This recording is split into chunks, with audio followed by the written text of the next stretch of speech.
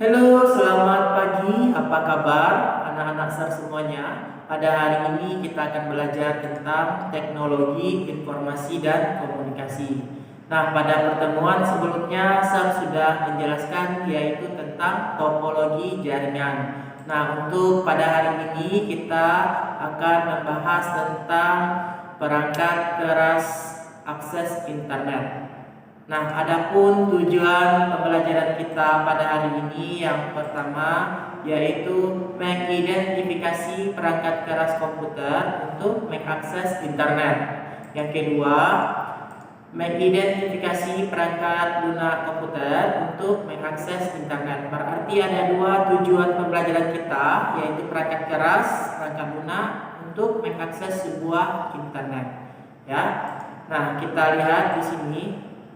Perangkat keras untuk mengakses internet ini kita menggunakan sebuah komputer atau laptop atau netbook ya. Karena ini adalah sebuah komponen untuk dapat mengakses sebuah internet. Nah, selain itu kita harus memperhatikan spek atau spesifikasi sebuah komputer atau PC yang kita gunakan itu supaya kita bisa dapat menentukan cepat atau lambatnya kinerja sebuah akses internet ya. Kita harus melihat semakin tinggi spesifikasinya sebuah komputer, maka semakin cepat kinerja akses internetnya ya.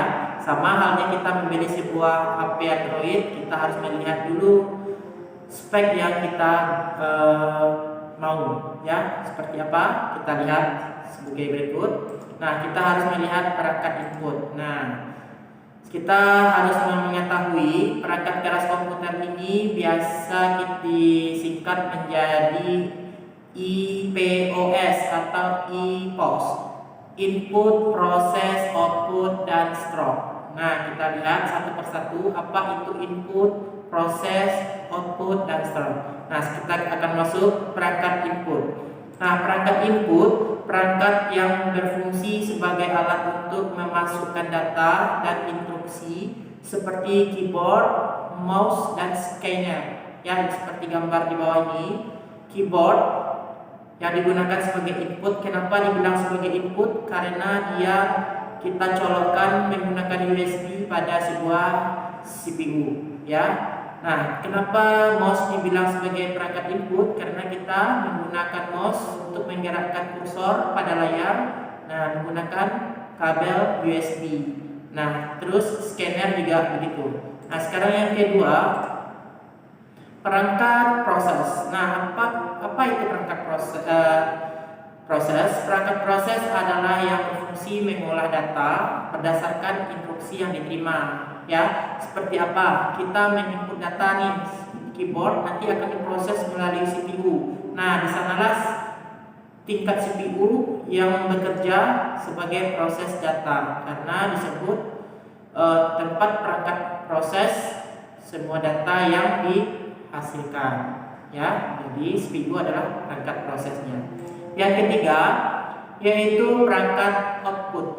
Berarti perangkat hasil dari keluarannya. Perangkat output adalah perangkat yang berfungsi untuk menampilkan hasil pengolah data seperti monitor, printer, infocus, dan lain-lain. Nah, ini contoh perangkat output ya. Kenapa dibilang perangkat output?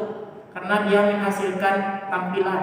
Ya, printer ini menghasilkan tampilan, maka disebut perangkat output. Kenapa infocus dibilang perangkat output? Karena dia menghasilkan tampilan menggunakan cahaya, ya, seperti guru menggunakan media pembelajaran yaitu sebagai infocus untuk menghasilkan cahaya supaya gambarnya kelihatan. Berarti disebut sebagai perangkat output. Kenapa scanner atau mesin printer ini dibilang perangkat output? Karena dia berfungsi untuk mencetak hasil kerja kita. Oke, kita lanjut. Yang keempat, perangkat penyimpanan atau stroke.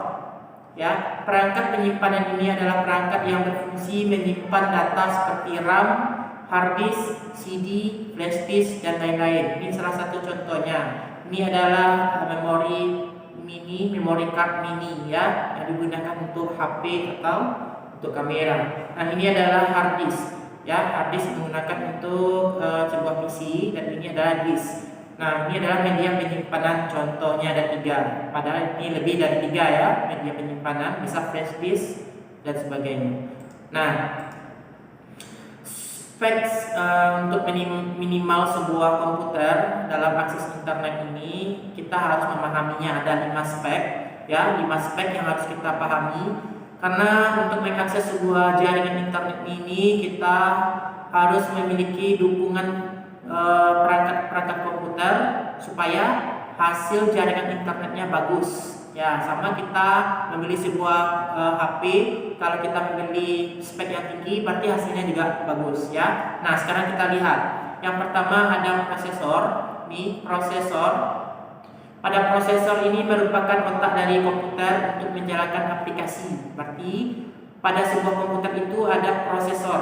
Prosesor itu yang berfungsi untuk kerja sebuah komputer, ya, bukan CPU yang tadi. CPU itu adalah kotaknya, ya. Kalau dibilang itu adalah tempat terminalnya. Sedangkan yang bekerja adalah prosesornya. Nah, prosesor yang digunakan untuk komputer untuk menghubungkan internet itu 500 MHz ya. Yang kedua, RAM, Random Access Memory. Kita harus memperhatikan karena ini berfungsi sebagai media penyimpanan sementara. RAM ini minimal dibutuhkan untuk sebuah komputer itu 256 MB. Nah, sama kita beli HP, kita lihat RAM-nya berapa. Kalau RAM-nya 2 berarti spek HP kita itu rendah. Ya, harganya pun murah. Karena kalau speknya rendah berarti kapasitasnya untuk menyimpan itu sangat minim sekali, kecil ya. Kalau kita membeli HP dengan RAM 3 atau 4 itu sedikit bagus, tapi yang lebih bagus tentu yang lebih tinggi seperti 8 GB atau 16 MB ya. Nah, itu untuk RAM. Ya, kalau untuk sebuah komputer itu kita memiliki 256 MB. Terus yang ketiga, kita harus memiliki hard disk yang digunakan untuk media penyimpanan data secara magnetik. Ya, berapa hard disknya? Yaitu 20 GB. Nah, kita harus perhatikan jangan sampai rendah speknya. Terus VGA card, yaitu merupakan perangkat keras untuk menampilkan gambar dan layar monitor ya. Untuk memori VGA card ini minimal yang kita butuhkan 4 MB ya, 4 MB untuk VGA. Nah, yang kelima itu monitor. Kita harus memiliki monitor untuk perangkat output hasil dari sebuah komputer untuk menampilkan proses kerja dari komputernya ya. Nah, jadi 5 spek ini kalian harus perhatikan untuk bisa komputer ini bekerja untuk mengakses jaringan internet ya. Nah, dari kelima spek ini harus kalian pahami ya. Nanti Bapak akan menjelaskan lebih terinci, lebih jelas lagi tentang prosesor pada sebuah CPU. Nah, kita lihat ini adalah contoh motherboard. Motherboard ini terdapat pada CPU, terminalnya tadi ya. Namun adapun prosesor yang berada di sini,